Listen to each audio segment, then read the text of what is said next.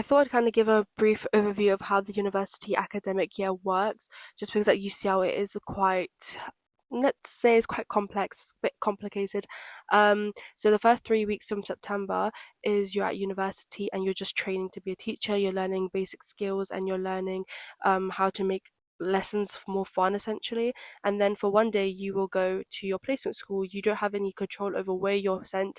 They just try to send you anywhere that's kind of close to your house. Some people get sent a lot further away. Some people get sent quite close to their house. Luckily, I was one of those who was sent quite close to my house, so it wasn't too bad. So you go for one day to go see your class, and then you spend a whole week there just to observe, just to get to know the children.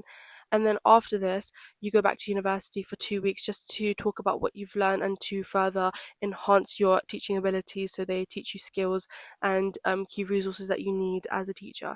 Then you go back to your base class your placement class essentially, and you go back there for 5 weeks, and that's when you start to build up your teaching and you do little by little, and you use your mentor as a person to help you.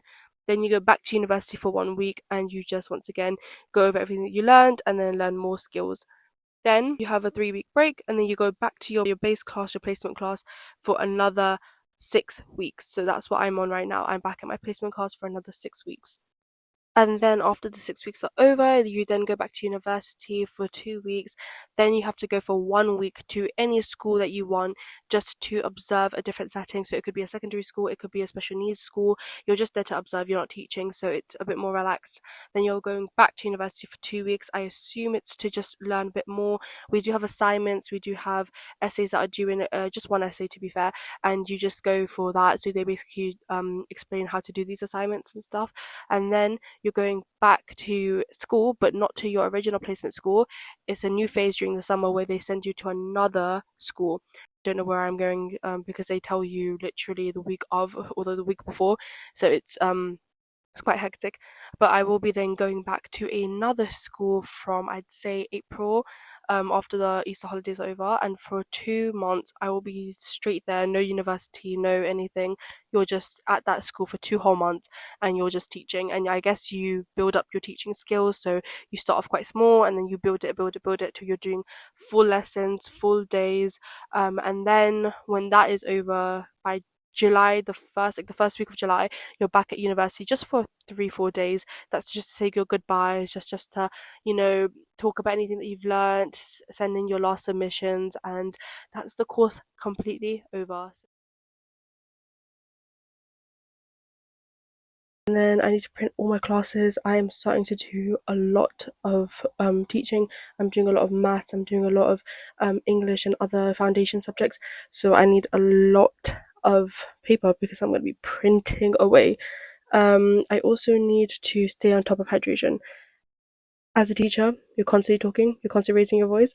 I'm telling you, the amount of times I've raised my voice at these children, not even like me shouting, it's just me just raising my voice so they can hear me. It's incredible, and I need to make sure I stay hydrated, otherwise I feel like I'm going to faint. Over here, I'm going out. Yay! I'm going out on Sunday. I'll probably vlog that too. I'm going out to this Somali restaurant called the Beebs in London, and I've been there before. It's really, really good, and I just need a break. So I am going out straight after work. And also this thing called book gossip. I don't know if every school has it. My old schools didn't have it. It's basically like just to invigorate the children to love reading and stuff. They get to like read books and then draw based off the books, so it helps them like be a bit more creative when it comes to reading, which I think is something that we all need to work on. Are the vibes just not immaculate? Like, I love when I'm on my desk. My desk is my happy place. I always light a candle and I have my little flowers, like how pretty they look. And then I have my weekly planner. This is a time where I get to just sit down, relax, and really take my time in organizing. My whole thing is organization. I feel like if I'm not organized enough, I will spiral. And this is just my happy place. So beautiful.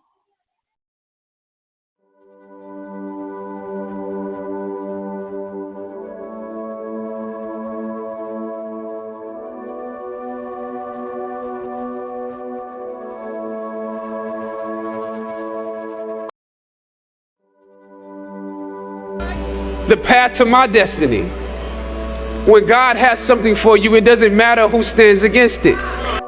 God will move someone that's holding you back away from a door and put someone there who will open it for you. If it's meant for you,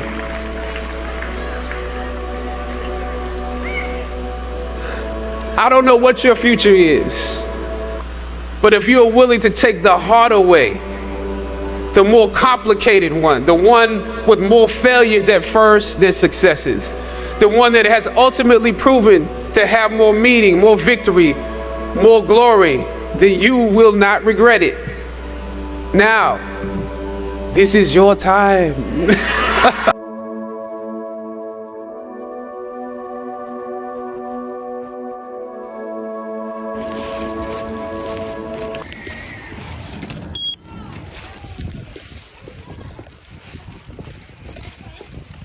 Okay, so next to my primary school there is a high street, and I went to this Turkish store because it's quite close by to get tin foil for my science experiment with the kids later on. And I got this cheese and spinach burek, I think it is. It was really delicious and flaky and cheesy.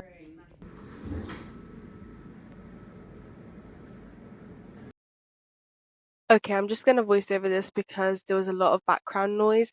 What I do is on a Friday evening or Friday afternoon, sorry, I do have CPD time, which is you have no contact with your base class, so you have time to just do whatever it is that you need to do. That's what the university provides.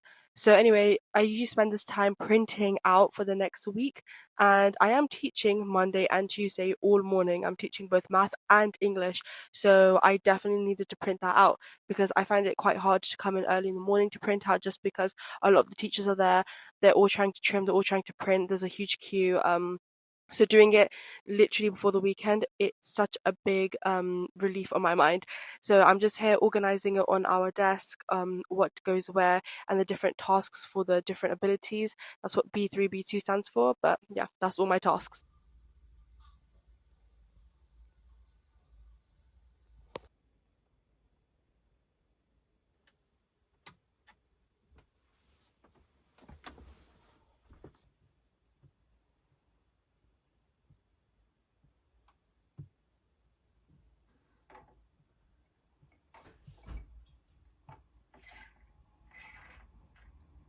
Here are some things that I need to do in this new phase of placement. They expect us to do this thing called weekly assessment. So I have to write in initials all the children in my class, and I need to highlight whether they understood the topic that I was teaching or not, if they were kind of there, or if they needed help, or if they completely understood it, which was the green.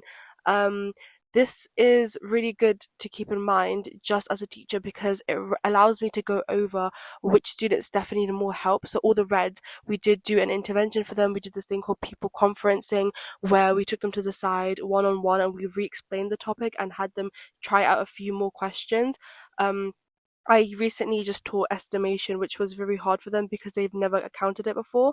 And there were a few children who I had to do a support group one-to-one interventions with, just helps close the gap. The university does make us do this for both math and English, not really any other subject. So that's just what I've been doing. I did have to catch up on week one just because I wasn't there for half the week, so I had to go through their books. And I just sat with my mentor and I asked her what she thought they struggled with the most, and I just had to do it with each individual child. Um, I do think at times it can be kind of tedious, and if you are a teacher and you know your children, you kind of know which children did struggle. So there are children who are in red, and I just knew from obviously teaching them that they would be in red. But I guess it's a good like reminder to have in case you forgot and you want to keep on top of it.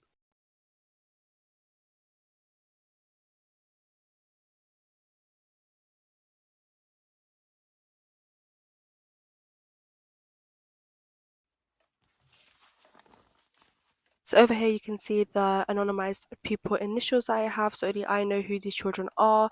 And then I have my comments on what I think they did, how well that I think they did. So some of them would be understood very well, some of them needed support or went to a support group. I also have the colorized system of orange meaning they kind of understood it, red is that they did not understand it all, and then green is that they understood it very well. And then I also have the learning objective at the top and my comments at the bottom, so I know what I need to do as a next step, which is obviously to do a one-to-one intervention or a group intervention with the children who didn't understand it as much. My mentor told me what she usually does is during, for example, guided reading or some task where they're more independent, she usually calls over the children at that point to with their books, and she gives them extra tasks just to reevaluate what they've learned and what to improve on. And she has this very focused group, which really does help the children because they're able to ask a lot more questions in a more small formal setting than they would be in a whole class setting. And of course, the learning objective at the top is really important because it helps keep track of exactly what you did that day, and you don't have to keep going through the flip charts or the children's book to remember. So that's really important as well.